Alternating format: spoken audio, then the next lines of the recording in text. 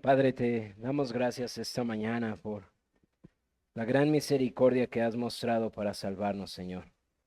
Te damos gracias porque ahora podemos acercarnos ante tu palabra y, Padre, lo hacemos con humildad y con gran reverencia, pues tu palabra es santa y es veraz, Señor. Queremos esta mañana suplicar que tu Santo Espíritu nos dirija al acercarnos ante tu palabra. Y queremos suplicar, mi Señor, que te compadezcas de nuestra necesidad, pero también de nuestra debilidad, Señor, a acercarnos a textos difíciles, Señor. Te rogamos que en tu gran misericordia, Señor, tu Santo Espíritu pueda cubrir, Señor, todas las deficiencias que yo pueda tener para exponer tu palabra. Suplicando, Señor, que sea tu Espíritu Santo guiándonos a través de ella para mostrarnos tu gloria y tu poder, para permitir nuevamente mirar a Cristo y seguir gozándonos, Señor, en lo que tú has hecho, Señor, y en tu obra. Padre, suplicamos que el Espíritu de Dios obre con gran poder en nuestros corazones y en nuestras mentes al usar tu palabra, Señor, para podernos llevar de gloria en gloria y poder mirar esta mañana un poco más quién eres tú en la faz del Señor Jesús. Poder exaltarte más a la luz de nuestro Señor Jesucristo, poder glorificarte más al amar y desear y disfrutar más de tu Hijo nuestro Salvador. Padre Santo, rogamos esta mañana que tu Santo Espíritu haga lo que es imposible, Señor, quitar dureza en nuestros corazones, despojarnos de preconcepciones en nuestras mentes, llevar nuestros afanes cautivos. Oh mi Dios, cuánto necesitamos esta mañana de ti. Necesitamos en gran manera de tu ayuda, para que tu palabra, Señor, nos exponga a Cristo y para que podamos ser como aquellos hombres que iban caminando y que sus corazones se llenaron de gozo al mirar a Cristo en el Antiguo Testamento. Señor, por favor, muchas son nuestras aflicciones, nuestras debilidades, pero Padre, en todas ellas, Señor, a la luz de la gloria que hemos de recibir cuando estemos con tu Hijo, mi Señor, no tiene comparación. Esa es tu promesa, Señor. Pero Padre, mientras eso ocurre, necesitamos contemplar tu gloria en la faz de Cristo. Necesitamos mirar a nuestro Señor Jesús y poder conocerle más y amarle más y desearle más y adorarle más, para que todas las aflicciones del tiempo presente no sean comparables con la gloria de tu Hijo que tú has revelado, mi Dios. Y mi Señor, tú sabes mi incapacidad, mi incompetencia para ello. Pero Padre, no es incapacidad en lo absoluto para el poder del Santo Espíritu de Dios, que se movía en medio de las aguas cuando esta tierra estaba en desorden, y cuando por medio de tu palabra todas las cosas fueron creadas y tomaron orden en esta creación. Oh, que tu Santo Espíritu hoy pueda soplar vida en nuestros corazones y pueda hacernos mirar a Cristo de manera más gloriosa, de manera más deseable que nuestras propias vidas, y podamos unir nuestros corazones y nuestras bocas con el apóstol Pablo para poder decir, para mí el vivir es Cristo y el morir es ganancia. Para poder decir con el apóstol Pablo que hemos decidido tener todo por basura por el conocimiento de nuestro Señor Jesucristo. Padre, por favor, danos más a Cristo esta mañana, te lo rogamos, por favor. En su nombre, amén. Hermanos, vamos a ponernos de pie, por favor, y vamos a darle lectura al capítulo 12 del profeta Zacarías.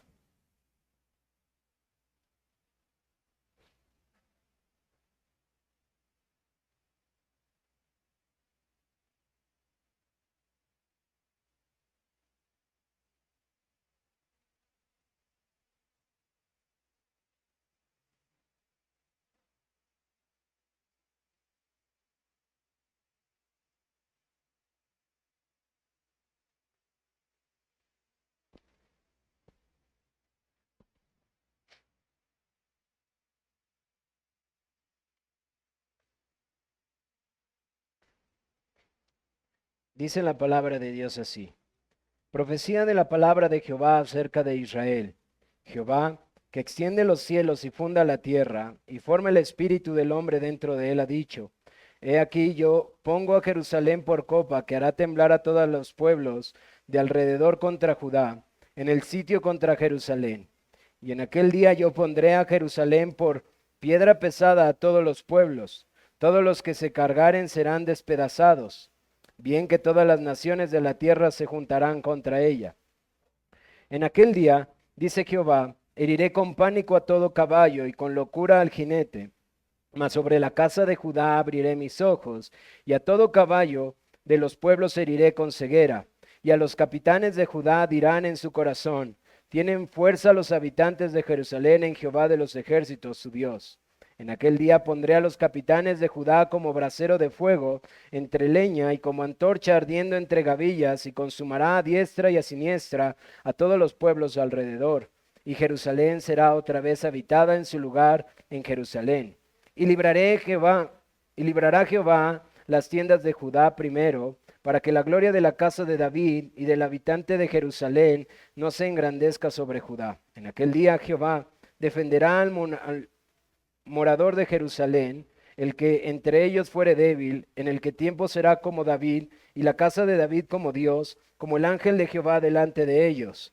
Y en aquel día yo procuraré destruir a todas las naciones que vinieren contra Jerusalén. Y derramaré sobre la casa de David y sobre los moradores de Jerusalén espíritu de gracia y de oración, y mirarán a mí, a quien traspasaron, y llorarán como se llora por hijo unigénito, afligiéndose por él como quien se aflige por el primogénito. En aquel día habrá gran llanto en Jerusalén, como el llanto de Adadrimón en el valle de Megiddo, y la tierra lamentará, cada linaje aparte, los descendientes de la casa de David por sí, y sus mujeres por sí, los descendientes de la casa de Natán por sí, y sus mujeres por sí, y los descendientes de la casa de Leví por sí, y sus mujeres por sí, y los descendientes de Sineí por sí, y sus mujeres por sí. Todos los otros linajes, cada uno por sí, y sus mujeres por sí. Amén. Pueden tomar su lugar. Permítanme un segundo. Ando un poco mal de la garganta y tengo que aplicarme este propóleo para no estar tosiendo mientras hablo. Pues hermanos, estamos avanzando considerablemente en nuestro estudio de este profeta Zacarías.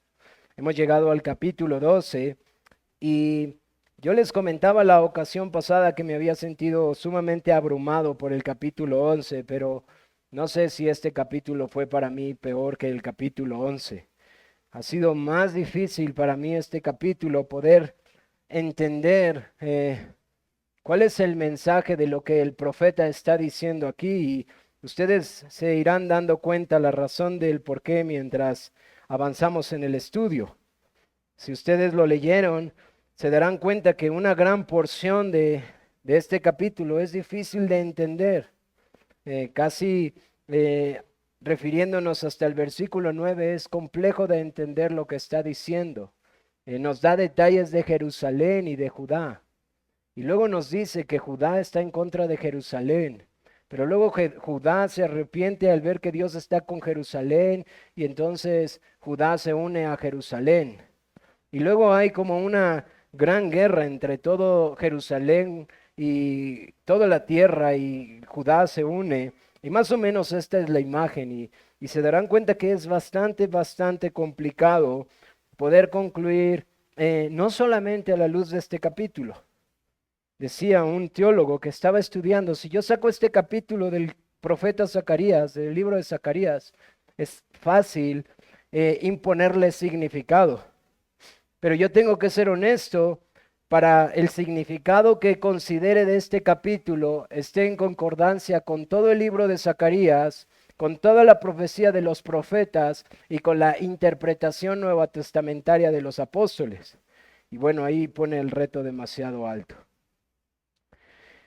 Una de las razones, y voy a dar esto a manera de introducción, hermanos, para que puedan comprender un poquito la razón por la que concluyo en la manera en la que lo explico. es que en la manera en la que ha sido expuesto ha sido muy diversa a lo largo de la historia de la iglesia. No hay total unidad en cuestión de todo lo que se explica aquí. Incluso los últimos 3 versos, si ustedes los leyeron, menciona por ahí algunos descendientes, eh, algo atípico porque no menciona los mismos que normalmente son mencionados, etcétera. Y cuando esto sucede, el teólogo, el que está explicándolo, corre el riesgo de darle un significado muy particular y modifica el significado total. Yo les decía que una de las reglas que ayuda a entender la escritura que nosotros llamamos profética de los últimos tiempos o escatológica o del futuro, es no tratar de darle un significado a cada palabra, porque entonces nos vamos a encontrar con muchos significados muy abiertos y tratando después de tratar de unirlos y forzarlos, imponiéndole un significado al texto, como yo creo que muchos lo hicieron en este capítulo.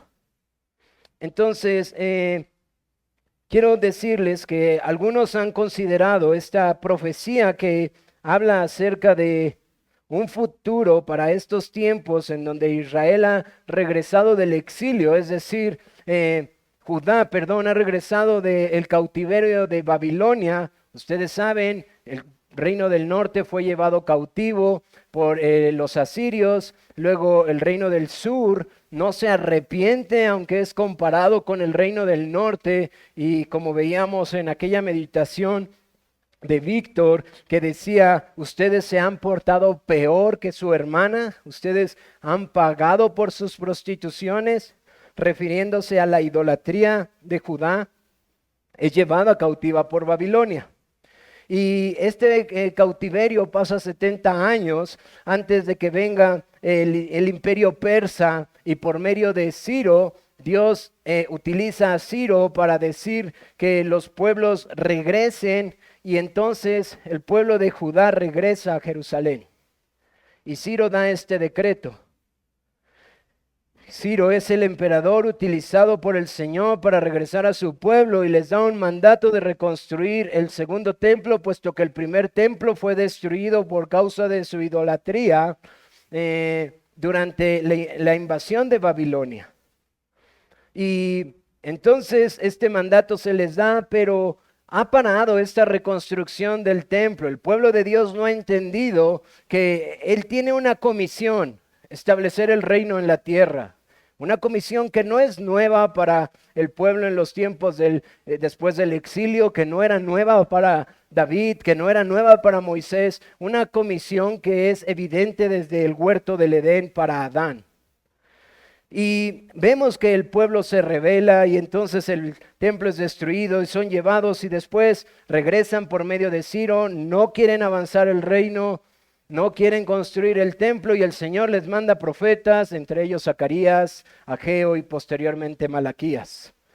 Y en los tiempos de Zacarías, Darío ahora es el emperador del imperio persa, y manda estos profetas para animar a su pueblo por medio de exhortaciones y por medio de visiones y por medio de promesas, a que el pueblo persevere en su labor de establecer el reino de Dios. El pueblo de Dios tiene que perseverar en esto. Y así es como está relatado el libro del profeta Zacarías, haciéndoles ver de muchas formas que ellos están en esta situación por causa de su pecado, pero que el Señor dará una redención a su pueblo y quitará el mayor problema. ¿Cuál es el mayor problema? No sus enemigos externos, el enemigo interno, el pecado. Porque es por medio del pecado que ellos no han podido cumplir los lineamientos del pacto que le fue dado a Moisés, y por lo cual ellos están viendo literalmente las consecuencias de haber roto el pacto. Pero también les promete salvación y les promete restauración. ¿Restauración en qué sentido? En que la simiente de David vendría y los salvaría, que el rey se establecería. Y todo esto lo encontramos en este libro.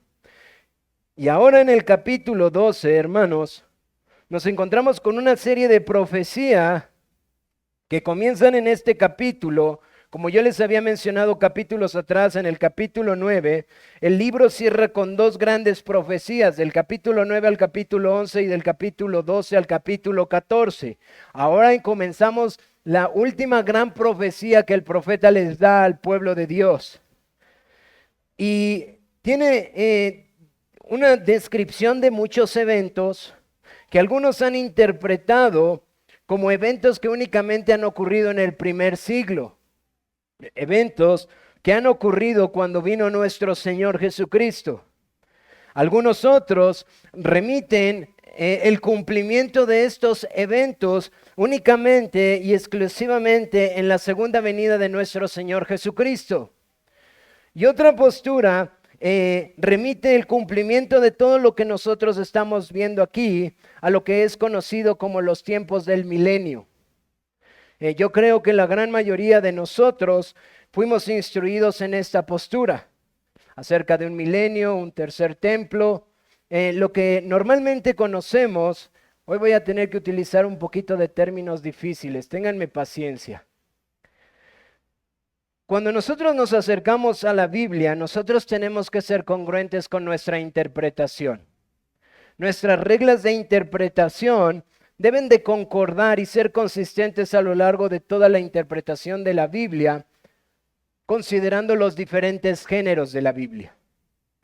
Y estas interpretaciones de los textos bíblicos nosotros le llamamos en teología hermenéutica, que es la interpretación de los textos bíblicos. Bueno, cuando nosotros, y voy a decir esto porque hoy tengo que contrastar todas estas ideas para que ustedes puedan entender este capítulo. Cuando nosotros nos referimos a que algunos fueron enseñados o algunos de nuestros hermanos aún abrazan al día de hoy esta postura del milenio, nos referimos a una hermenéutica, a una interpretación de las escrituras, hermenéutica, de dispensaciones, perdón. Y esa hermenéutica en su forma de trazar las escrituras, como Pablo le dice a Timoteo, concluye en que habrá un milenio, un templo, y Jerusalén será restaurada en su totalidad como un pueblo étnico en una tierra física. Esa postura es diferente a la que la mayoría de los reformados o la teología reformada adopta. Por un lado esta la conocemos como dispensacionalismo y por otro lado la teología reformada tiene variantes, pero puede resumirse en lo que nosotros conocemos como la teología pactual o federalismo o federalismo. ¿Qué quiere decir esto? Que cuando nosotros nos acercamos a las escrituras, interpretamos las escrituras a la luz de los pactos y cómo se van desenvolviendo y todo esto. Ahora, ¿por qué tengo que decirles en todo esto? Porque las conclusiones del capítulo 12 discrepan drásticamente entre una y otra. Ahora, yo no estoy aquí para imponerles ninguna, como lo he hecho a lo largo de estos capítulos. Voy a exponerles lo que yo considero, pero también tengo que ser honestos para las personas que nos visitan. La postura de la iglesia es una postura de una interpretación reformada. ¿Qué quiere decir eso? Abrazamos la teología pactual. Y la teología pactual interpreta de manera muy diferente este texto a la postura dispensacionalista. Así que si tú has estado acostumbrado a escuchar acerca del milenio, del templo, el anticristo y de Babilonia en la manera, digamos, más convencional como el evangelicalismo, quizás va a ser complicado que hoy puedas abrazar en su totalidad lo que te voy a decir. Solo quiero pedirte paciencia porque las reglas de interpretación de este capítulo están fundamentadas en toda una estructura de interpretación de toda la Biblia, en la que como iglesia consideramos ser la más honesta y la más congruente. Ahora, no decimos que otras están equivocadas, simplemente no las abrazamos. Diciendo esto, hermanos, quiero recordarles lo que les dije en el capítulo 9. Hay varias reglas de interpretación para acercarnos a estos textos. Por favor, si ustedes quieren saber más de todo lo que estoy diciendo, lean el libro de Anthony Hockeman, La escatología inaugurada. Y también lean el libro de James Hamilton, Salvación a través de juicio. Todo eso está en mi mente y en los teólogos de la mayoría de los que estoy leyendo para poder aterrizar el texto a lo que considero que está diciendo. Cuando nos acercamos a este capítulo, como les decía hace un momento, hay varios temas aquí como la batalla contra las naciones, el Señor pelea contra su pueblo, el Señor protege a Jerusalén, el futuro rey davídico, el Señor salva a su pueblo y los exiliados son restaurados o regresados, que no son únicos y exclusivos del capítulo 2, hermanos. Esa es una de las primeras reglas que tenemos que tener cuidado. Lo vemos en el capítulo 9, lo vemos en el capítulo 10, lo vemos en el capítulo 12 y lo vemos en el capítulo 14. Así que cuando yo interpreto estos textos, yo tengo que ser muy cuidadoso de seguir las mismas interpretaciones o reglas de interpretación para tener una consistencia.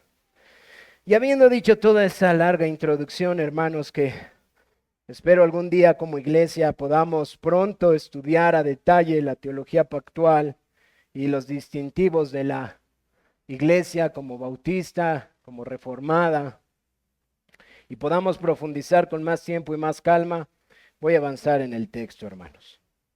Nuestro versículo 1 nos da un prefacio. Del versículo 2 al versículo 9 nos da un juicio sobre los enemigos del pueblo de Dios.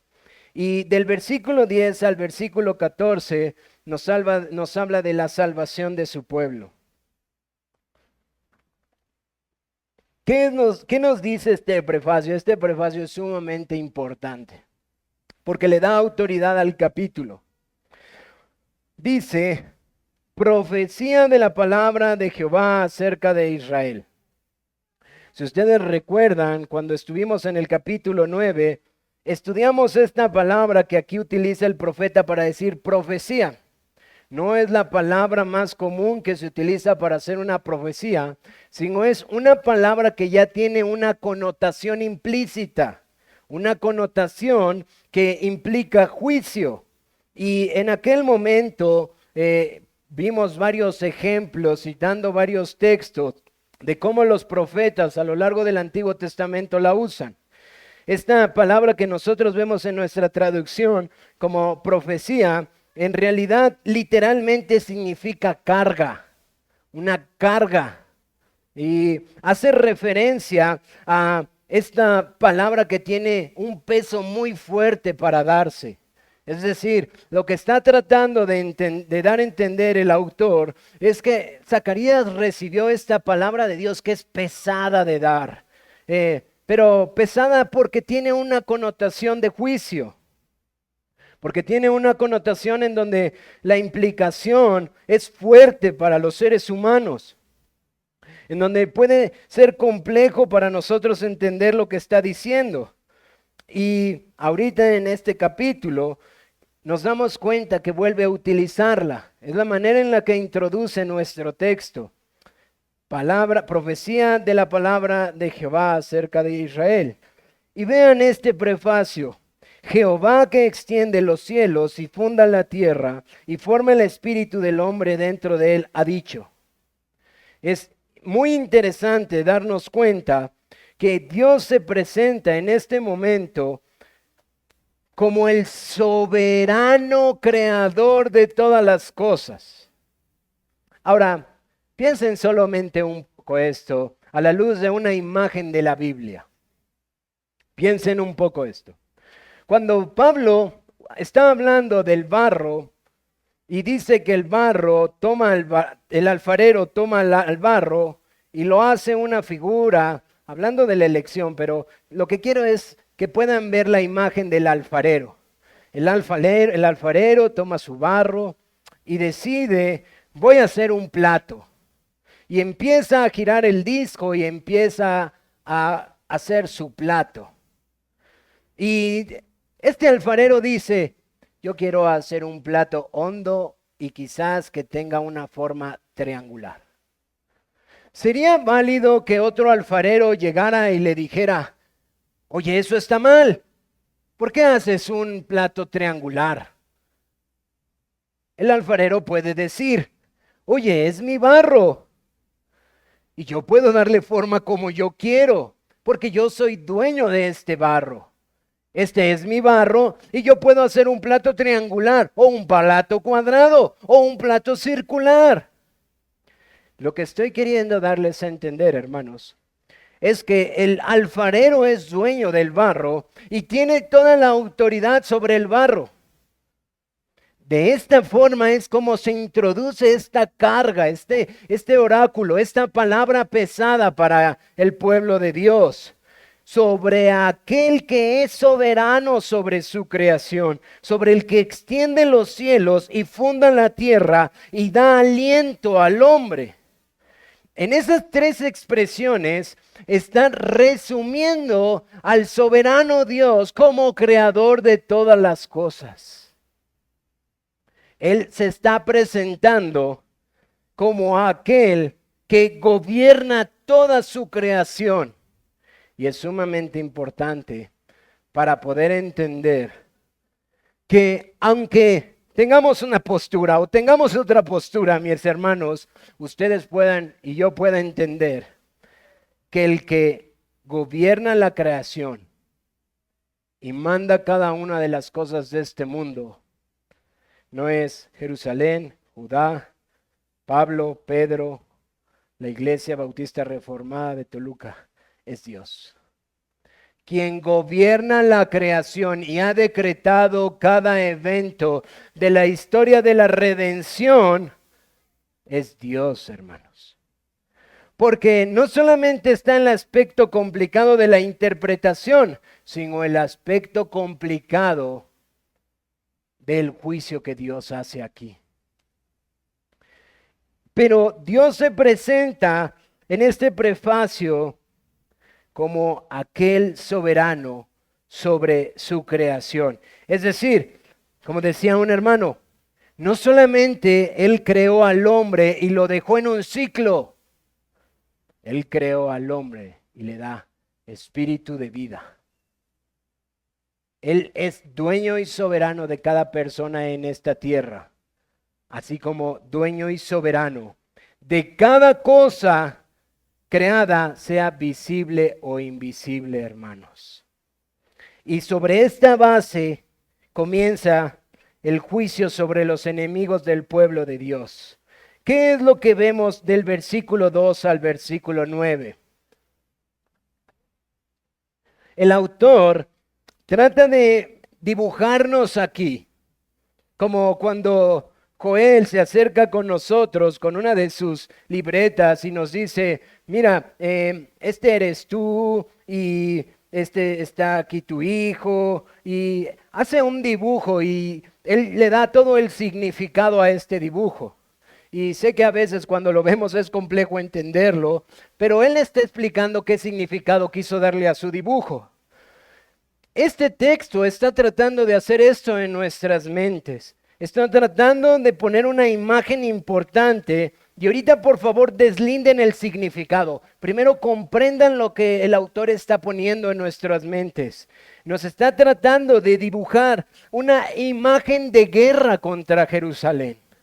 Es como si este autor se acercara con su libreta y entonces lo primero que estamos viendo es una imagen de una guerra contra Jerusalén.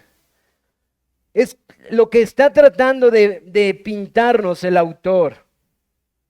Y esta guerra sobre Jerusalén está descrita con una frase que vamos a ver repetidamente en el capítulo 12 y en el capítulo 13. Sumamente importante, hermanos, porque dice en aquel día. Y ustedes leen y basta, parece trabalenguas. En aquel día, en aquel día, en aquel día, en aquel día. Así que esta imagen está pintada y también nos pone la ocasión, en aquel día. ¿Y qué nos dice que ocurrirá en aquel día? Nos dice que Jerusalén será sitiada para ser destruida. Esto es parte de lo que les decía hace un momento. Es complejo porque nos está diciendo el autor a partir del versículo 2 que en aquel día Jerusalén será sitiada por sus enemigos y que incluso, importantísimo, Judá estará con sus enemigos que la habrán sitiado para destruirla. Así que este dibujo va tomando cada vez más forma.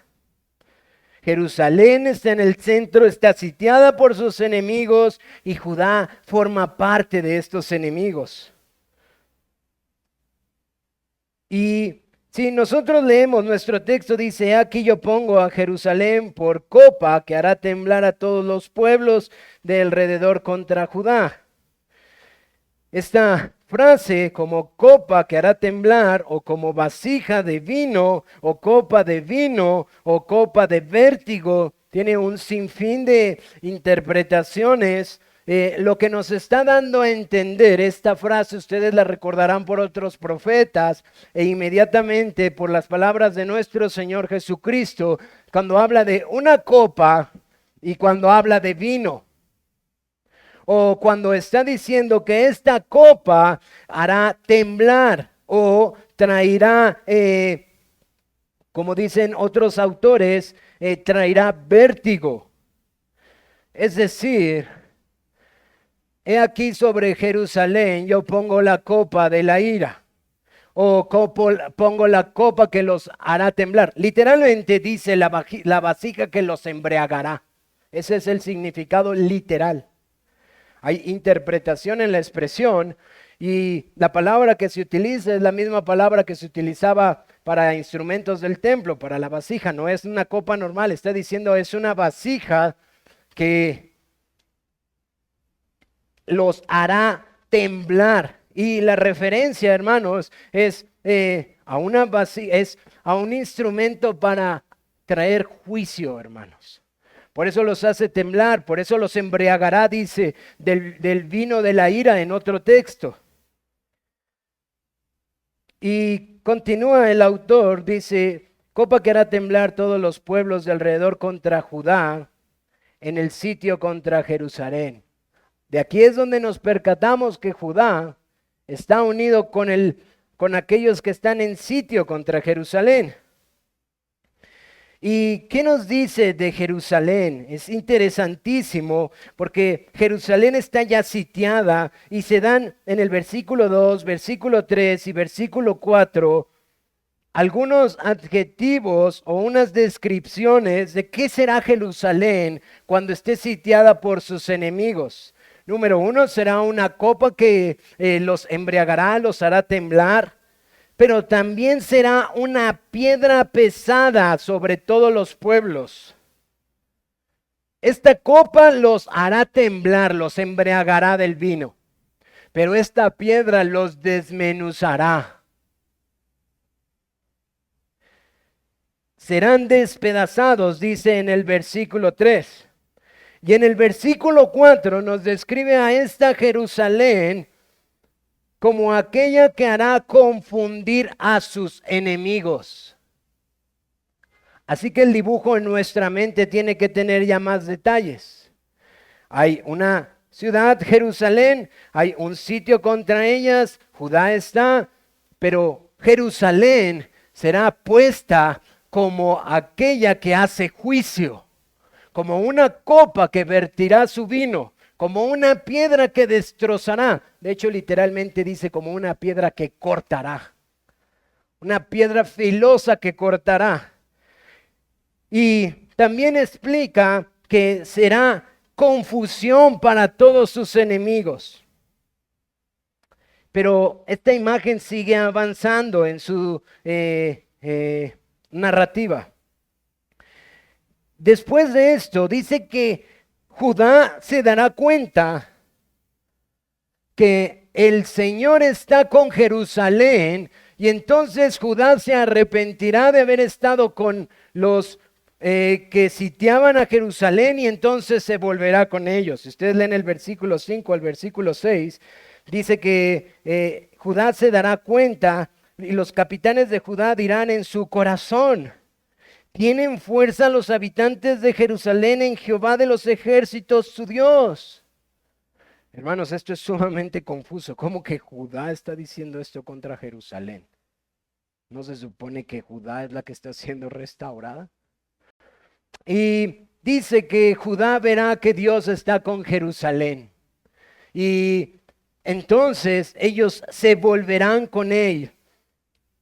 En aquel día pondré a los capitanes de Judá como brasero de fuego entre la leña y como antorcha ardiendo entre gavillas, y consumirán a diestra y a siniestra a todos los pueblos alrededor, y a Jerusalén será otra vez, y Jerusalén será otra vez habitada en su lugar, en Jerusalén.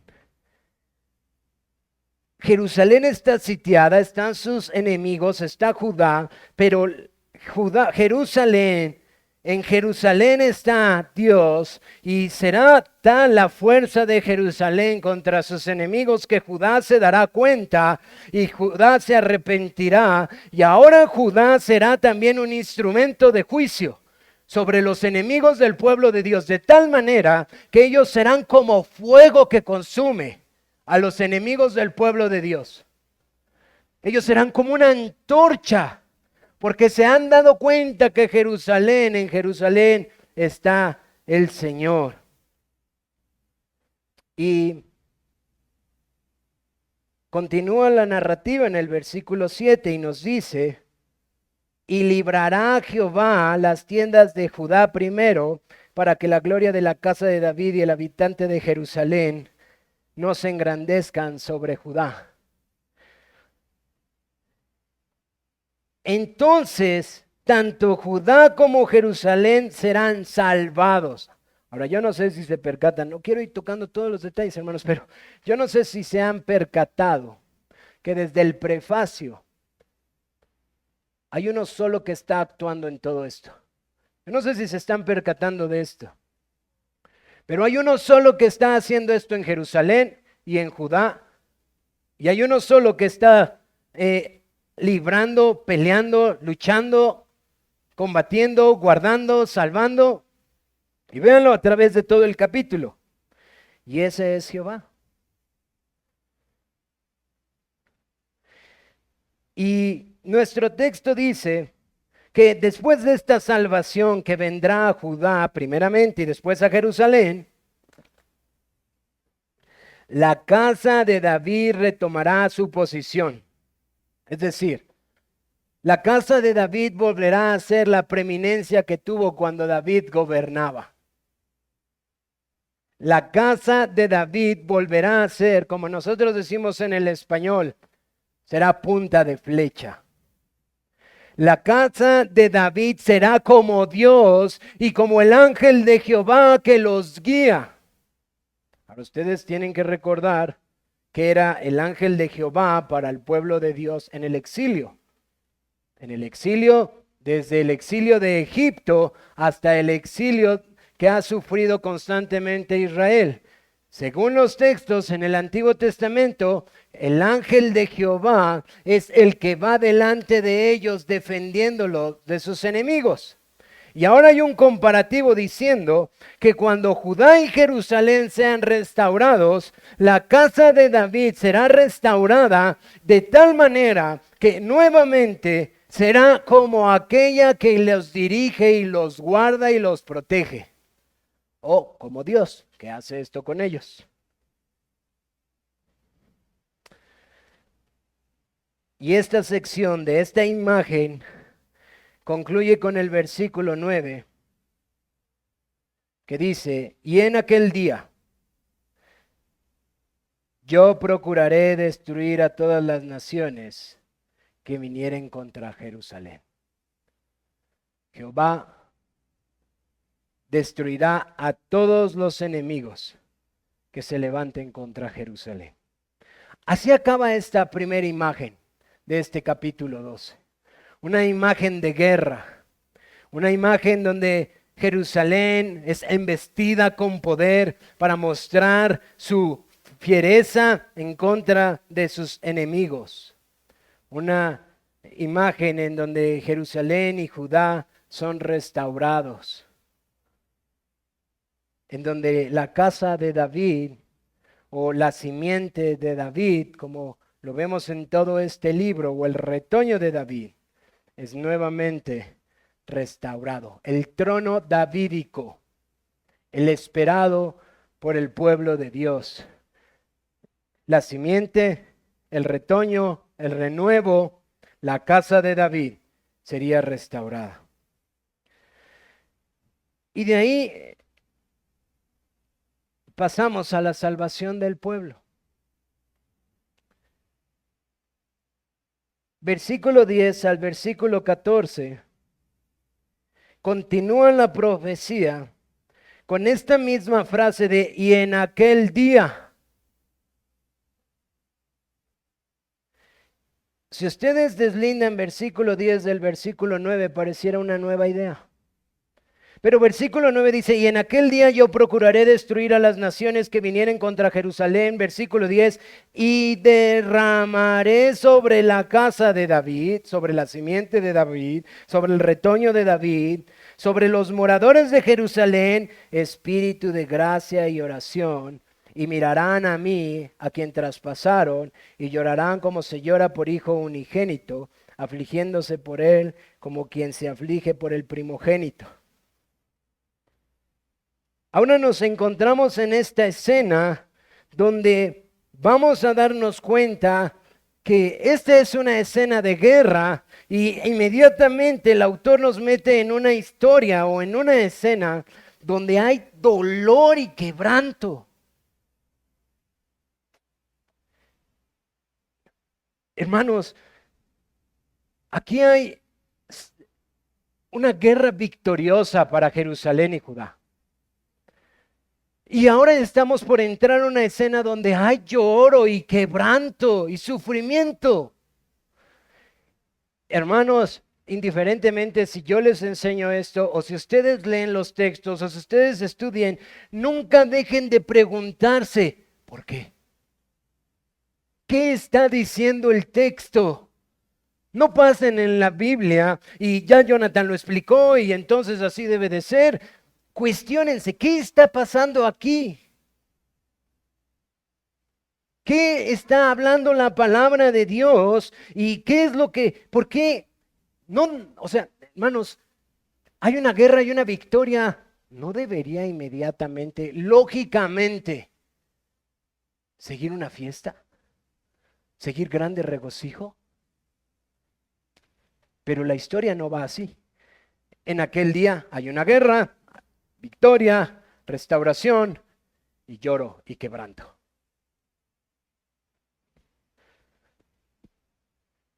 Y dice en el texto, en aquel día, llorarán como se llora por hijo unigénito, afligiéndose por él como se afligen por el primogénito. Aquí empezamos a ver este lamento, pero acaban de ser victoriosos. ¿Qué está pasando, pueblo de Dios? Ahora ellos van a llorar como se llora por hijo unigénito. Ellos se van a afligir como se aflige por el primogénito. ¿Cuál es la imagen de este clamor? Porque si no suena bien bonito, bien poético, que tienes tu primer hijo y tu único y primer hijo muere. El deseo esperado de aquel hijo amado, anhelado, deseado y obtenido, muere. ¿Vas a hacer una fiesta por eso? Claro que no. Vas a llorar y sufrir. Te va a doler. Hay aflicción. como se llora por el hijo unigénito. Y este es parte del lamento que habría por el pueblo, que habría en el pueblo. Y nos dice que este lamento no va a ser un lamento externo, sino que este lamento será en Jerusalén como el llanto de Adadrimón en el valle de Megiddo. Yo sé que otra vez suena como un trabalenguas, lugares que no conocemos, historia que no está cercana a nosotros y no sabemos ni qué está pasando aquí. Es difícil esta expresión, hermanos. Hay sin fin de diferentes conclusiones al respecto de esto. Yo creo, hermanos, sin pasar mucho tiempo en todas ellas, que lo que está haciendo aquí es una referencia a Reyes 23. Hay una referencia a un evento que ellos vivieron. Ellos tienen un rey que se conforma a la voluntad de Dios, un rey por el cual hubo una reforma de la adoración verdadera, pero este rey es matado por el emperador de Egipto, Nicor II o tercero. No me acuerdo si lo anoté. Necao, por el faraón Necao. Y cuando nosotros vamos al libro de Reyes, nos deja ver que cuando Josías muere por obstinado, porque se le dice que no vaya a esta guerra, pero él quiere ir a esta guerra, una guerra que el Señor no le mandó a ir, él muere en la batalla y dice que hay grande lamento en Megiddo por la muerte de Josías. Es decir, años han esperado a un rey conforme al corazón de Dios como David. Viene Josías, ellos piensan que él es la simiente, el retoño, el renuevo, y resulta que Josías no es. Y el clamor del pueblo de Dios no es tanto por solo el amor que le tenían a este rey, sino porque la esperanza que han venido alimentando generación a generación, se dan cuenta que aún no ha llegado. ¿Cuál es? La salvación. Y el autor de Zacarías está comparando el lamento que habrá en Jerusalén como el llanto de Adadrimón en el valle de Megiddo. Hay un sinfín de otras interpretaciones con respecto a la palabra Adadrimón. No entraré en muchos detalles, solamente nos está diciendo que habrá un gran lamento y un gran dolor. Evidentemente, y yo espero, hermanos, puedan ir pensando estas imágenes con lo que hoy vimos de Jonás. Cuando un pueblo clama, cuando un pueblo gime, cuando un pueblo sufre, y dice que así será el llanto en Jerusalén. De hecho, yo creo que sin entrar en particularidades y tratar de darle un significado a cada uno de los aspectos del versículo 11 hasta el 14, lo que nos está diciendo se resume en el versículo 14, y todos los otros linajes, cada uno por sí y sus mujeres por sí. Es decir, no creo que el propósito del libro y de esta profecía sea entender qué significado tiene David, qué significado sus mujeres, por qué está Natán y sus mujeres, por qué está Leví y sus mujeres, y por qué Simeí y sus mujeres. Créanme, leí varios comentaristas, al menos 5 o 6 comentaristas. No todos intervienen, pero otros citan todo este número de textos. Y es una infinidad de conclusiones que, para empezar, ni vemos en el texto ni tampoco vemos en otro texto. No creo que sea el propósito, hermanos. Yo creo que lo que está diciendo aquí es que todos, o sea, está de esta manera. Y estos varones y sus mujeres y todos los demás y sus mujeres, la totalidad del todo el pueblo, haciendo lamento y gran lloro por la tierra. lamento y gran lloro, porque, dice nuestro texto, porque mirarán a mí a quien traspasaron. Porque mirarán a mí al que traspasaron. Esta es la razón de el lloro y el quebranto después que está ocurriendo esta guerra. Así que tenemos en aquel día esta imagen de guerra y tenemos en aquel momento, en aquel día, esta imagen de lamento y lloro. Y el lamento y lloro es porque ellos mirarán a Él. Por cierto, ¿quién es Él?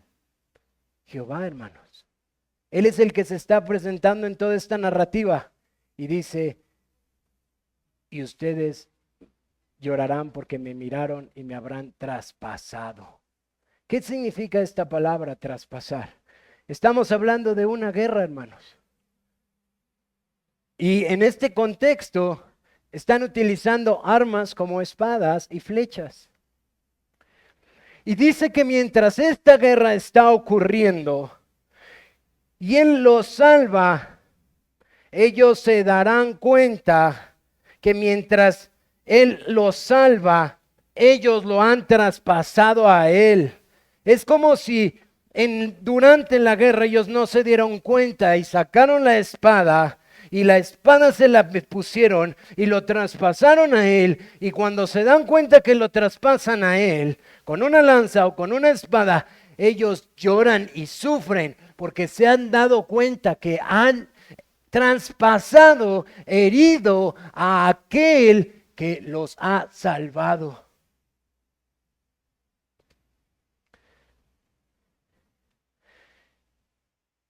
Yo espero, hermanos, que con esta imagen que he planteado a ustedes, indiferentemente de qué postura tengan y qué conclusiones de los últimos tiempos ustedes lleguen, puedan entender qué es lo que está pasando aquí.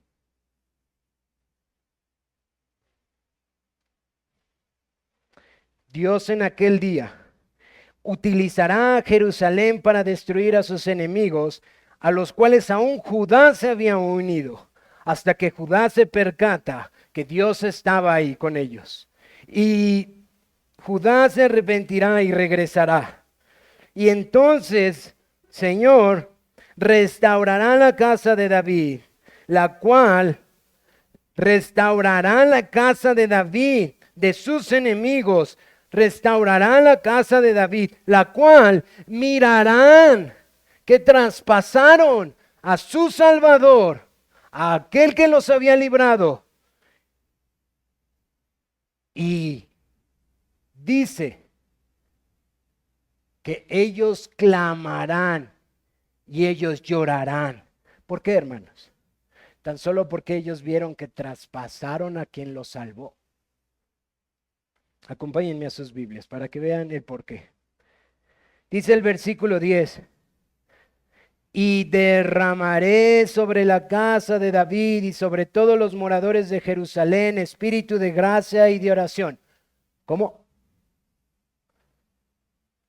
¿Recuerdan qué pasó en Nínive después de la predicación débil y pobre de Jonás? ¿Y qué es lo que reconoce Jonás? ¿Quién los salvó? ¿Quién hizo esa obra en ellos? ¿Cuál es la molestia de Jonás? ¿Que los ninivitas son muy piadosos? Que son muy sensibles al dolor. Porque a veces decimos eso, es que son muy sensibles. No, hermanos. Jonás se molesta porque él sabe que es obra de Dios que tuvo misericordia de ellos. Es decir, Jonás, aunque en su práctica muy mala, en su teología muy entendida, Dios tiene misericordia y Dios salva. Y los ninivitas son salvados por el poder de Dios y ellos claman. Y Zacarías está diciendo que este pueblo se le daría un espíritu de oración y de clamor para que cuando ellos vean que traspasaron a aquel que vino a salvarlos, ellos lloren y clamen por salvación. Y que pasará en todas las familias, en David y sus mujeres, en Elí y sus mujeres, y en todas las demás de la tierra, dice. Esta es la profecía de Zacarías para el pueblo de Dios. Ahora viene lo complicado. ¿Qué quiere decir? Yo espero, hermanos, que la imagen por sí misma puede hablar sin tener que dar tantos detalles, hermanos. Porque aquí es la complejidad. Casi todos interpretan lo que acabo de decir casi de la misma forma. El problema es cuando llegan a las conclusiones de qué significa esto.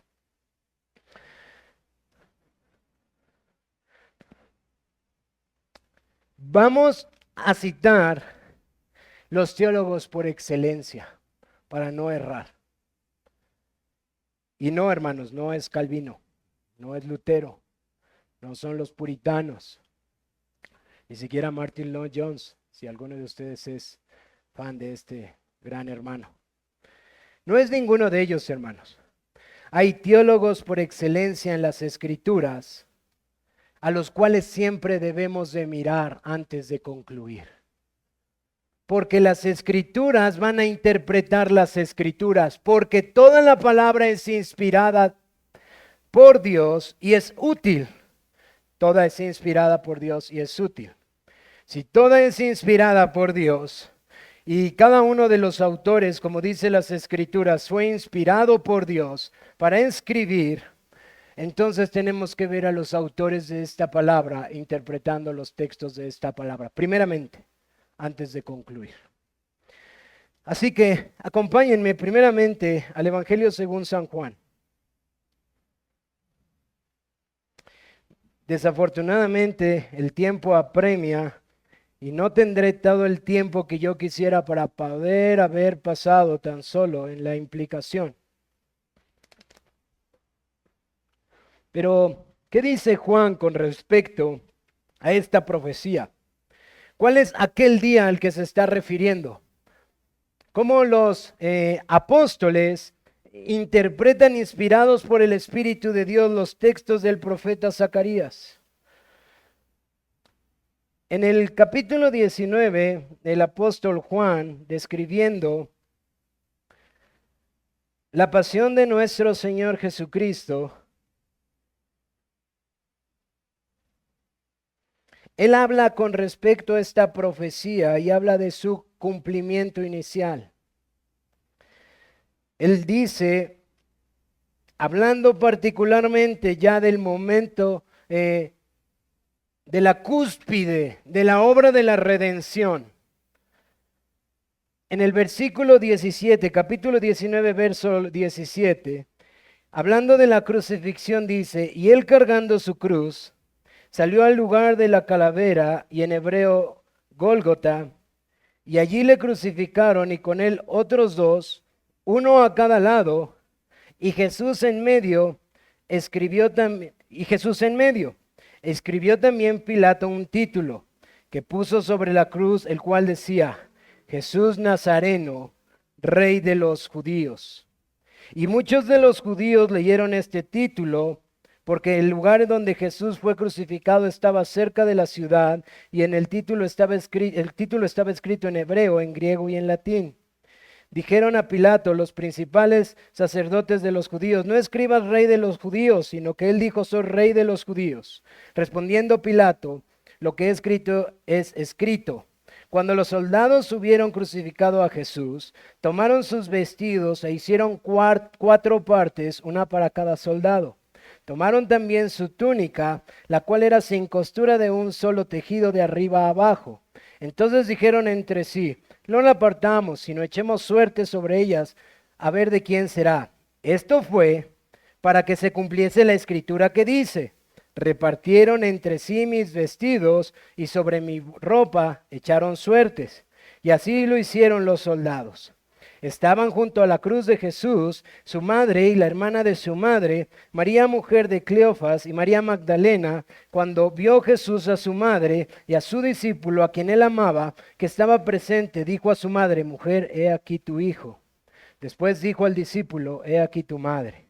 Y desde aquella hora el discípulo le recibió en su casa. Después de esto, sabiendo Jesús que ya todo estaba consumado, dijo, para que la escritura se cumpliese, tengo sed. Y estaba allí una vasija llena de vinagre. Entonces ellos empaparon en vinagre la esponja y poniéndole en hisopo se le acercaron a la boca. Cuando Jesús hubo tomado el vinagre, dijo, consumado es. Y habiendo inclinado la cabeza, entregó el espíritu. Y voy a adelantarme. ¿Por qué estoy leyendo toda la crucifixión? Porque si ustedes se percatan, constantemente Juan está interpretando el Antiguo Testamento a la luz de los hechos que están ocurriendo. Él está diciendo, para que la escritura se cumpliese, para que la escritura se cumpliese, para que la escritura se cumpliese. Entonces vemos a Juan como un intérprete autoritativo de las escrituras mismas. ¿Y qué dice más adelante? En el versículo 33, mas cuando llegaron a Jesús, como le vieron ya muerto, no le quebraron las piernas. Pero uno de los soldados le abrió el costado con una lanza y al instante salió sangre y agua. Se pregunta a un teólogo, hermanos, ¿por qué no le quebraron los huesos? Piénsenlo, ahorita les voy a responder eso. Y el que lo vio da testimonio y su testimonio es verdadero y él sabe que dice verdad para que vosotros también creéis, porque está escrito cosas que sucedieron, porque estas cosas sucedieron para que se cumpliese la escritura, no será quebrado hueso suyo. Hermanos, ¿los huesos del Señor Jesucristo podrían haber sido quebrados? Por favor, yo sé que es la predicación, pero quiero que ustedes piensen en una respuesta. ¿Los huesos del Señor Jesucristo en su humanidad pudieron haber sido quebrados? Sí, eran huesos, pero en el decreto eterno, ¿podían ser quebrados? Imposible. ¿Por qué? Porque la palabra de Dios se cumple sí o sí. No porque los huesos de nuestro Señor Jesucristo fueran de titanio. Él fue hecho como hombre, pero no iban a ser rotos simplemente porque su padre lo había dicho. Y Juan, el apóstol, está diciendo, y esto pasó para que esto se cumpliese. Y continúa. Y también otra escritura dice, mirarán al que traspasaron. Entonces, hermanos, nosotros debemos de preguntarnos, o sea, Juan,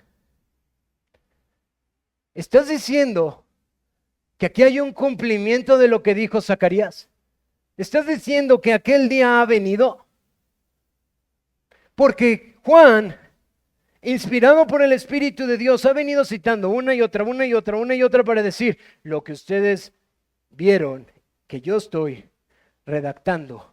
Es el cumplimiento de lo que Dios dijo por medio de los profetas. Sus huesos no serán rotos. Y ustedes mirarán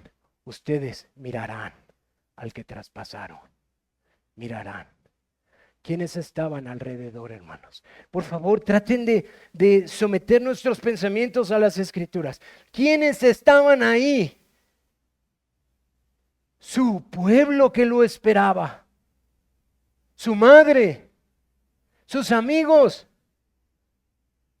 Y Juan está diciendo, y todos los que observaron, incluyendo los romanos, mirarán al que traspasaron.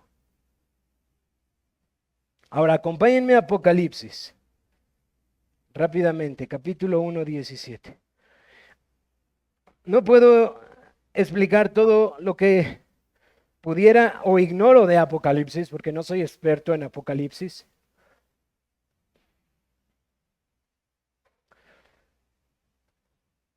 Pero quiero decirles algo, hermanos.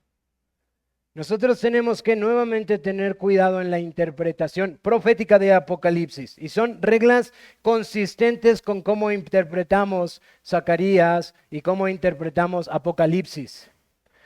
Hemos interpretado Zacarías a la luz de eventos por venir, eventos que han sucedido, eventos que están siendo relatados, eventos que son progresivos y eventos que seguirán pasando. Eso es los eventos y la historia lo que nos deja ver. Ahora, ¿qué pasa cuando llegamos a Apocalipsis? ¿Qué pasa cuando nos acercamos a Apocalipsis y vemos que es una carta que desafortunadamente muchas personas como yo fuimos enseñados a que era una carta para una élite cristiana? ¿Quién es esa élite? O cristiana o judía o como quieran llamarla. ¿Quién es esa élite? La élite que solamente vivirá cuando estas cosas pasen. Pero ¿qué dice Juan el Bautista? Que esta carta fue escrita para los que han sido perseguidos en la época después del Señor Jesucristo, para recibir consolación, porque lo que esta carta describe son eventos que están pasando y que seguirán pasando hasta que el Señor venga y ponga a todos sus enemigos por estrado de sus pies. Porque decía un hermano, Señor, entonces, ¿qué sentido tuvo Juan en escribirle a estos creyentes que están siendo perseguidos de la peor forma? Claro, mis amados hermanos, si ustedes y yo estamos en las mejores condiciones, es muy fácil decir, esto solamente pasará en el futuro. Pero si tú estás viendo a tu hijo que le está aplastando la cabeza a un león y que Cristo, el Rey del universo, dice, yo juzgaré su maldad, créeme que no hay mejor consuelo para la amargura que puedes estar batallando que saber que Cristo hará justicia, que Él está haciendo justicia. Y Juan vuelve a escribir a las 7 iglesias, que habla de las iglesias, 7 hermanos. Aquí es donde Apocalipsis es sumamente complejo. 7 iglesias, una totalidad de iglesias. Si hay exhortación a estas iglesias, iglesias futuras, no, hermanos. ¿Y qué es lo que está diciendo? No únicamente, ¿qué es lo que está diciendo? He aquí, verso 7, he aquí, viene con, capítulo 1, Apocalipsis capítulo 1, verso 7, he aquí que viene con las nubes y todo ojo le verá, y los que los traspasaron y todos los linajes de la tierra harán lamentación por él. Sí, amén. Entonces, Juan, a ver, ¿qué está pasando? Porque me acabas de decir que acá ya pasó y luego vendrá acá y pasará. Y ya se dieron cuenta que no está tan sencillo.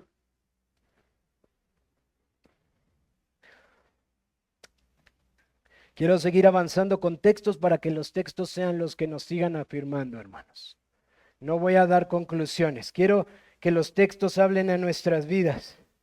El que fue traspasado es descrito en Juan 19:37 como aquel que fue traspasado en la cruz, y en Apocalipsis 1:7 como aquel que descenderá de las nubes. Pero esta profecía también nos habla de que el Señor derramará sobre ellos, dice, y derramaré sobre ellos espíritu o mi espíritu. Ese no es un lenguaje nuevo de Zacarías. Ese es un lenguaje que ha estado en el Antiguo Testamento en los profetas. Es un lenguaje que estuvo en Isaías, en Ezequiel y que también estuvo en el profeta Joel.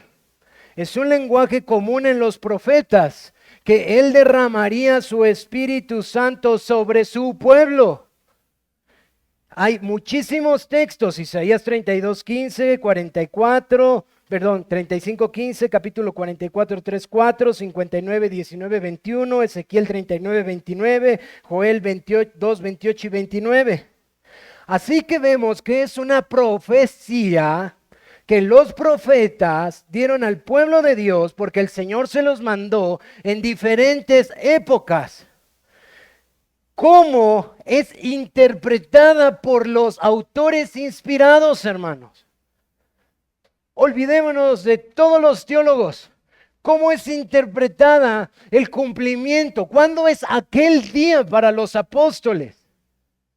Vamos al capítulo 2 de Hechos.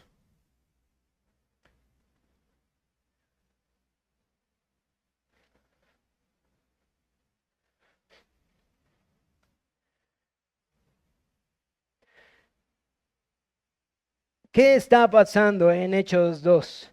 Nuestra Biblia dice estos títulos que a veces no nos ayuda mucho y rompe la unidad como toda una sola escritura del Antiguo y del Nuevo. Pero el apóstol Pedro está dando un gran sermón a por lo menos, hermanos, 3,000 judíos, hermanos. Por lo menos 3,000 judíos hay delante del apóstol Pedro. Y el apóstol Pedro hace lo mismo que el apóstol Juan.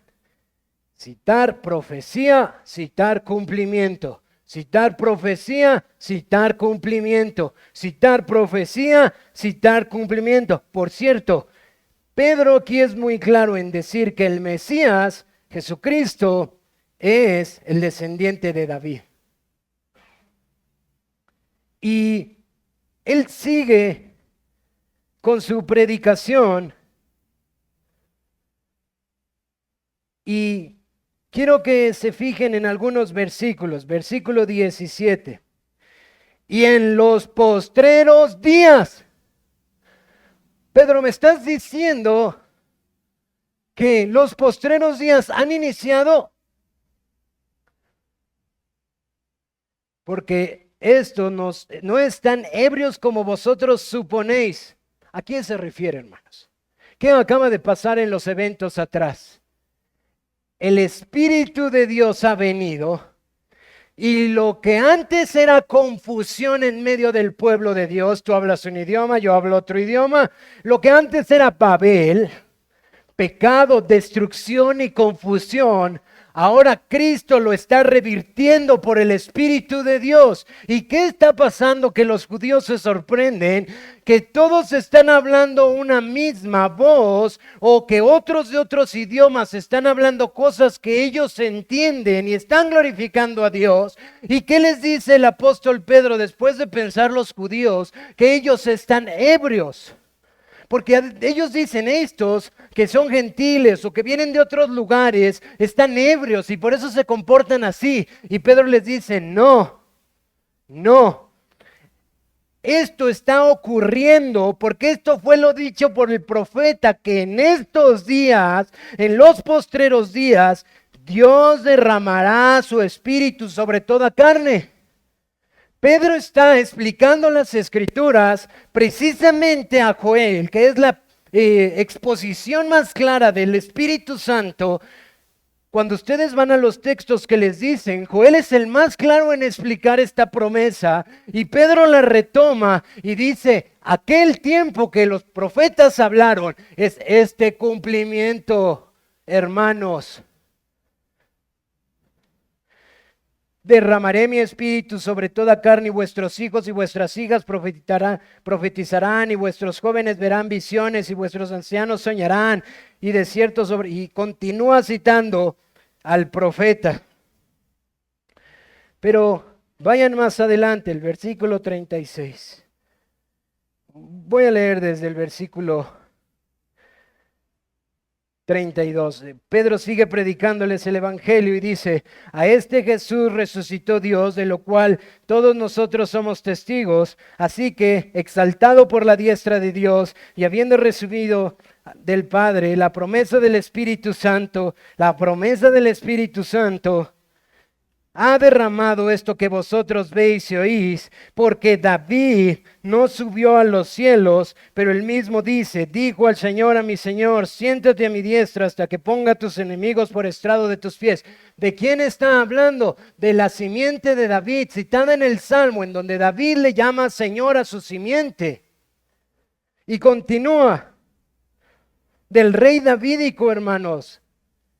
Y dice, sepa pues ciertísimamente toda la casa de Israel que este Jesús, a quien vosotros crucificaron, a quien vosotros traspasaron,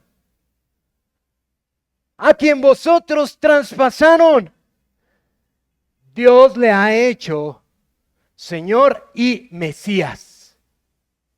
Dios le ha hecho esto. Y hermanos, ¿qué es lo que pasa como resultado de esto? Versículo 37. Y al oír esto, se compungieron de corazón, se dolieron, lloraron, les dolió lo que hicieron.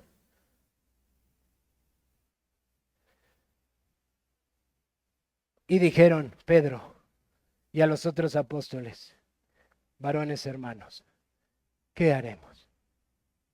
Y la narrativa continúa y nos deja ver que en este mismo momento, alrededor de 3,000, y luego en el capítulo 4, alrededor de 5,000, y luego en el capítulo 10, 45, otros miles, y así sucesivamente, el Espíritu de Dios fue derramado sobre la casa de Israel y clamó, porque habían visto al que traspasaron.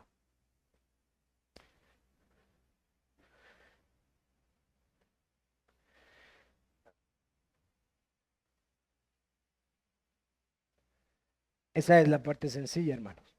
Los apóstoles lo escriben literal. Pero la parte complicada es, ¿y qué hay de la guerra? ¿Qué hay de esta guerra descrita?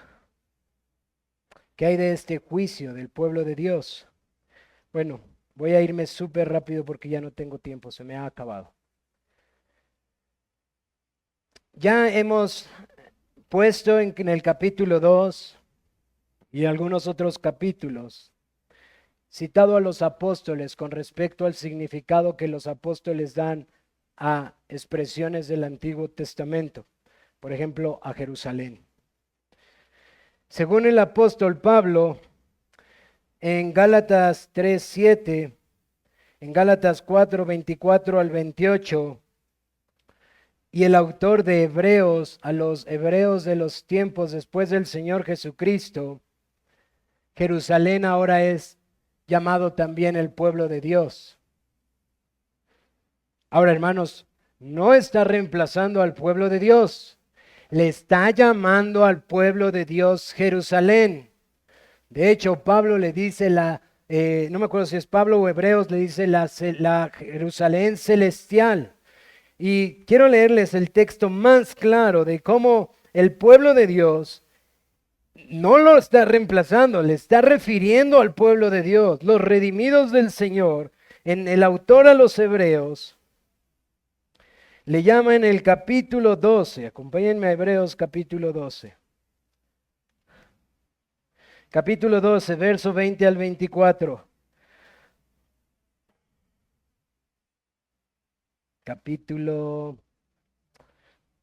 Permítanme. Sí, capítulo 12, verso 20 al 24. Porque no podían soportar lo que se les ordenaba, si aún una bestia tocar el monte será apedrada o pasada. Está hablando de la gloria de Dios que era manifiesta en Moisés. Y dice, soportaba lo que ordenaba, si una bestia tocar el monte será apedrada o pasada con dardo. Y tan terrible era lo que se veía que Moisés dijo, estoy espantado y temblando, sino que os habéis acercado al monte de Sión. Expresiones totalmente judías. Los hebreos que están recibiendo este texto entienden perfectamente esta implicación. Al monte de Sión, a la ciudad de Dios vivo, a la Jerusalén celestial. ¿Y qué son estos sinónimos? ¿Qué es el sinónimo de la Jerusalén celestial, del monte de Sión, de la ciudad de Dios? ¿Qué es esto? La compañía de muchos millares de ángeles, a la congregación de los primogénitos que están inscritos en los cielos, a Dios el juez de todos los espíritus de los justos, hechos perfectos. ¿Cuál es lo que está diciendo? Estos son sinónimos de todos los redimidos, del pueblo de Dios, hermanos hebreos. Jerusalén como el pueblo de Dios. Jerusalén, o más bien Jesús como el antitipo de Jerusalén. Es decir, Jerusalén en el Antiguo Testamento era un tipo del Señor Jesucristo. ¿Por qué? Porque Jesucristo cumplió precisamente el propósito que Jerusalén tenía que cumplir: ser un templo, tener un trono, hacer sacrificios, tener la presencia de Dios. Jesús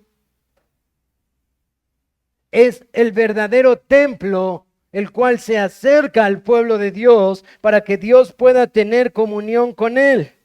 Así que Jerusalén es un tipo y Jesús el antitipo o el cumplimiento perfecto de lo que en el Antiguo Testamento Jerusalén estaba mostrando. Tengo todas las citas, hermanos, pero ya no quiero ir una por una. ¿Qué es la guerra descrita? Si ustedes leen en sus casas Hechos 4, por favor anótenlo. Es sumamente importante para entender Zacarías 12. Hechos 4 tiene al menos 6 referencias directas o indirectas a Zacarías 12. Y debemos de preguntarnos, Zacarías 12 acaba de hablar del derramamiento del Espíritu sobre el pueblo de Dios. Y mirarán al que lo traspasaron, se van convirtiendo, y inmediatamente sigue la narrativa y viene otra conversión.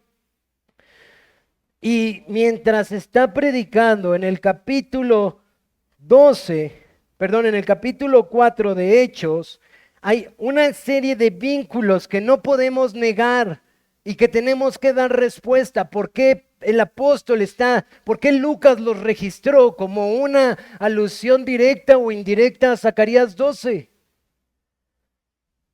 Porque en el versículo 10 dice, ustedes lo crucificaron o lo traspasaron.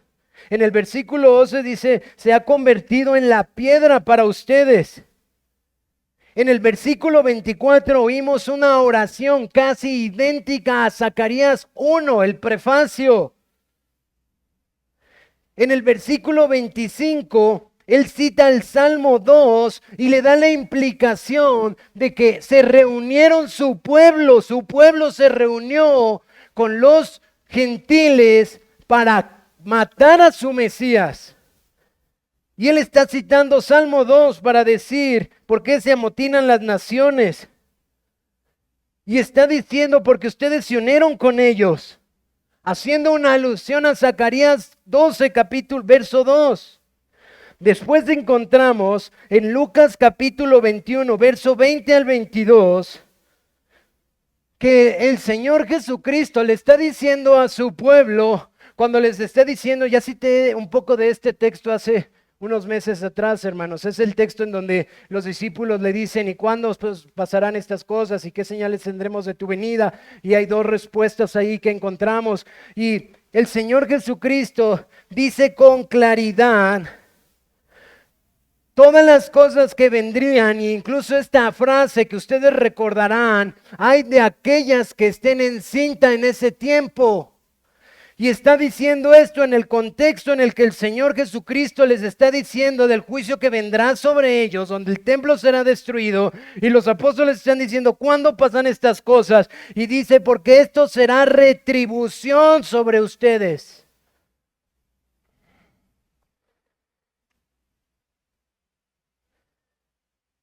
Mateo 24, 30 y Apocalipsis 1, 7 nos habla de que el Señor vendrá para juzgar a sus enemigos, sean todos gentiles y judíos, y verán al que lo traspasaron.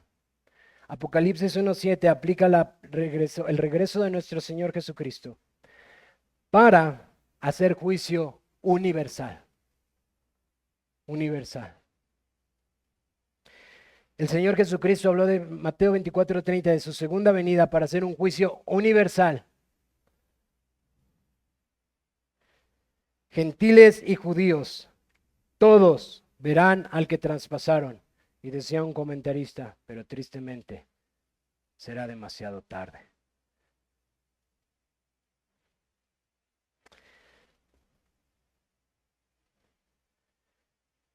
¿Qué es esta guerra descrita, hermanos? Que en la Biblia vemos que empezó con nuestro Señor Jesucristo y que está continuando hasta que el Señor Jesucristo venga.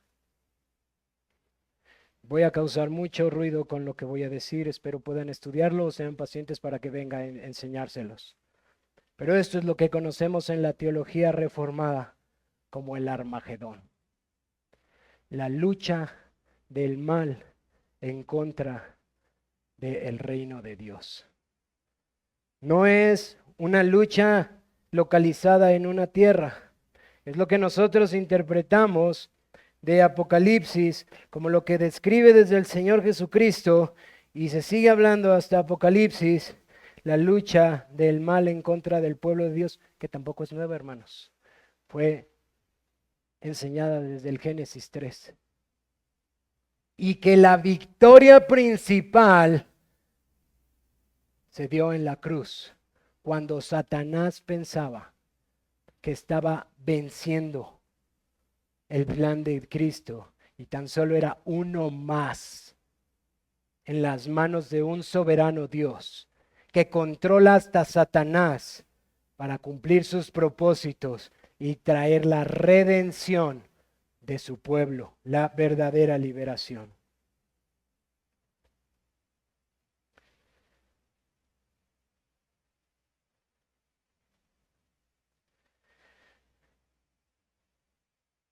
Hermanos, cada uno de los creyentes,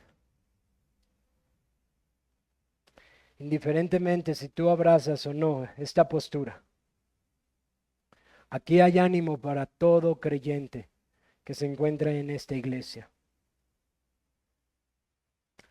A ver, al meditar en todas estas cosas, profecías dadas 400 años, ver a los apóstoles interpretarlas, ver las profecías del Apocalipsis,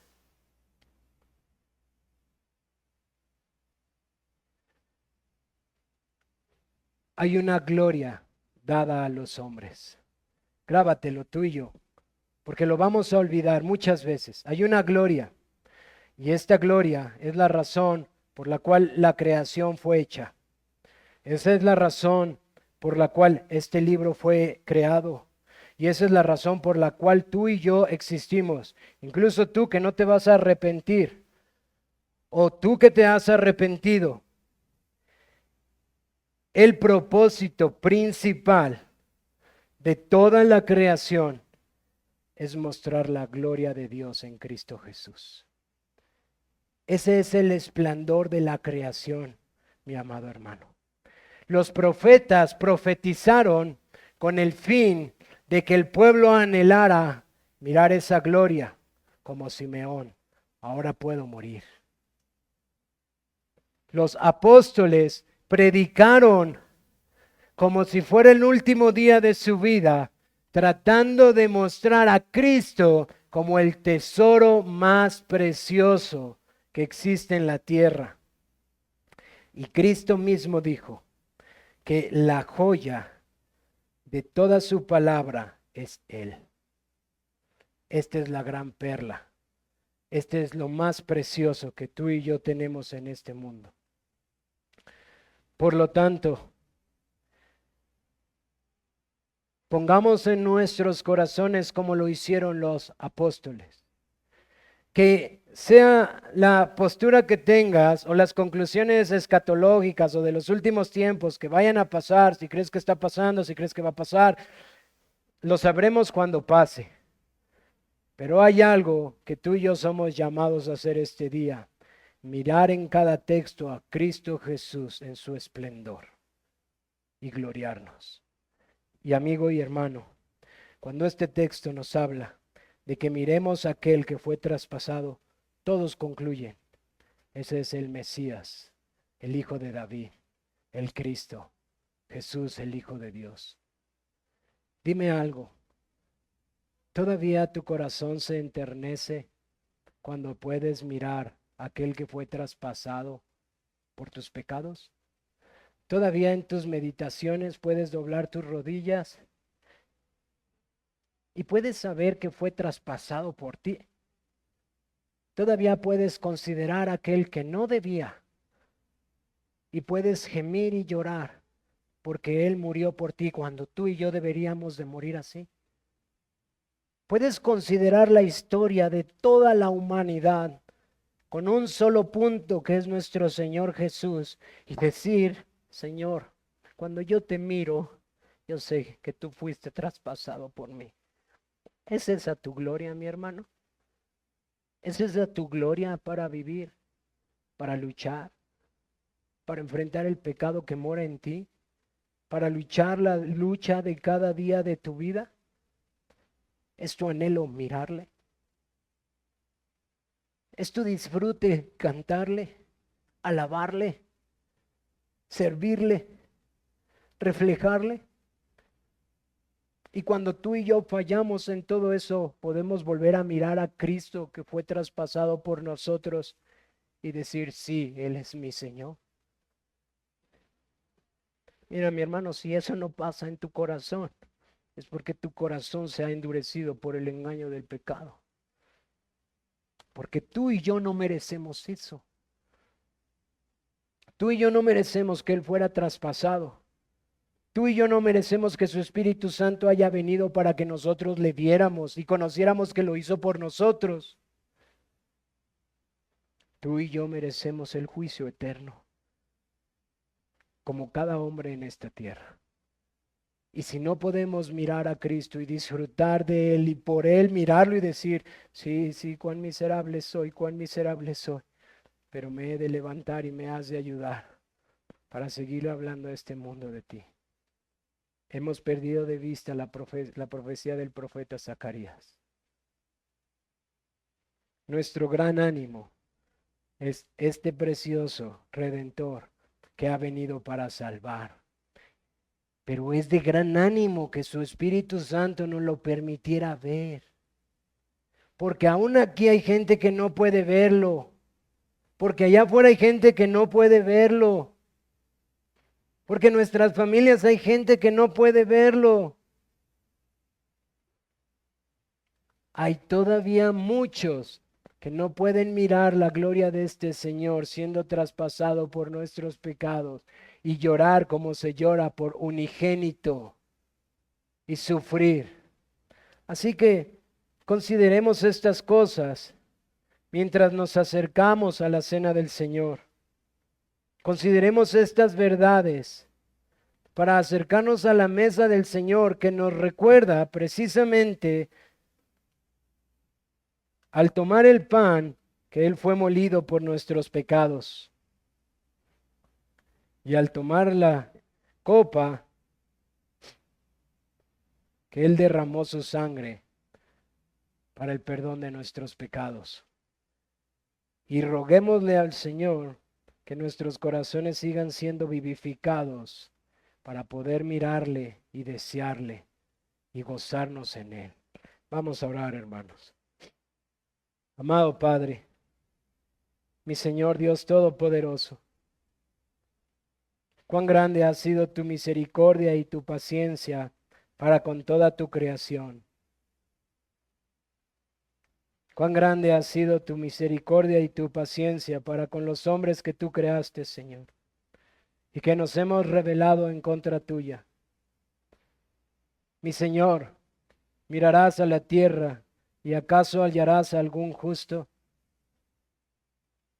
Pero Padre, tú lo sabías, porque tú lo sabes todo, y te plació enviar a tu Hijo, el justo, para entregar su vida en vergüenza, en vituperio, en engaños, en abandono de sus amigos, en sufrimientos tales que nosotros ni siquiera alcanzamos a comprender en aquella cruz, bebiendo la copa de la ira, para dar salvación y vida eterna a todo tu pueblo. Oh Señor, cuánto rogamos que tu Santo Espíritu nos ayude esta tarde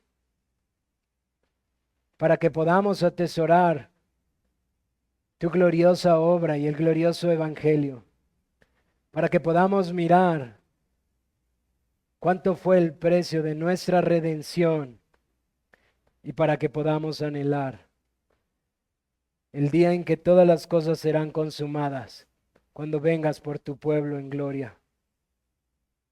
Mi Señor, despierta nuestros corazones, Señor.